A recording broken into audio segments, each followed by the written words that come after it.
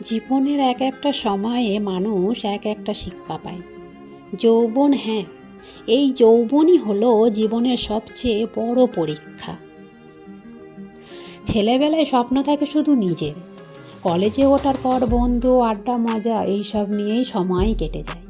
তখন সংসারের মানে বোঝা যায় না, দায়িত্ব বলতে কিছু বোঝা যায় না। কিন্তু যখন একটা মেয়েকে বিয়ে করে ঘরে নিয়ে আসা হয়, তখন শুরু হয় সত্যিকারের জীবনের গল্প। প্রথম প্রথম হয়তো ভালোবাসা রঙে দিন কেটে যায়, হাসি খুশিতে সময় যায়।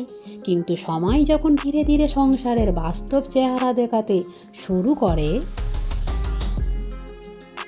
হিসাব মেলে না টাকা, কাজের চাপ বাড়ে, শরীর মন ক্লান্ত হয়ে পড়ে, তখন পুরুষ মানুষটা বোঝে পাশে থাকা সেই মেয়েটা যে আজ তার স্ত্রী, সে শুধু একটা সম্পর্ক নয়, সে হলো একটা আশ্রয়, একটা সঙ্গী, একটা যুদ্ধ সাথী।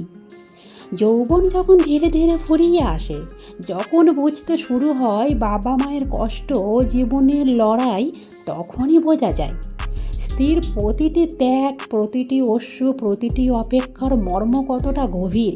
সেই মেয়েটা হয়তো নিজের পরিবার ছেড়ে এসেছে শুধু এই মানুষটার জন্যে। দিনের পর দিন রান্নাঘরে দাঁড়িয়ে থেকেছে, ঘর সাজিয়েছে, নিজের স্বপ্নগুলো গুটিয়ে রেখে স্বামীর স্বপ্নকে ডানা দিয়েছে। কিন্তু এই সত্যটা পুরুষ মানুষ বোঝে তখনই, যখন তার যৌবনের উত্তেজনা, নিজের ইচ্ছে মতো বাঁচার দিনগুলো কেটে যায়, যখন বাস্তবতার ভার কাঁধে এসে চেপে বসে, যখন একদিন ঘরে ফিরে ক্লান্ত শরীরে স্ত্রীর মুখের সেই ক্লান্ত অথচ স্নেহমাখা হাসি চোখে পড়ে, তখন বোঝা যায় ভালোবাসা শুধু কথা নয়, ভালোবাসা হলো ত্যাগ। তখন বোঝা যায় সংসার মানে শুধু খাওয়া দাওয়া নয়, সংসার মানে একে অপরের ভরসা হয়ে বেঁচে থাকা। তখন বোঝা যায় স্ত্রী শুধু স্ত্রী নয়, সে একজন যোদ্ধা, যে নীরবে নিজের জীবন দিয়ে সংসারকে সাজিয়ে তুলেছে। পুরুষ মানুষ বোঝে বইয়ের চোখের জল, তার হাসি, তার দুঃখ, তার চাওয়া, সবই যেন নিজের জীবনের সাথে জড়িয়ে গেছে। সে বোঝে জীবনের সব সুখ দুঃখের সবচেয়ে বড় সম্পদ এই মেয়েটাই, যে তার হাত ধরেই পথ চলছে। তাই যৌবন না গেলে হয়তো কেউ বোঝে না স্ত্রীর ভালোবাসা কতটা গভীর, তার মর্ম কতটা অমূল্য।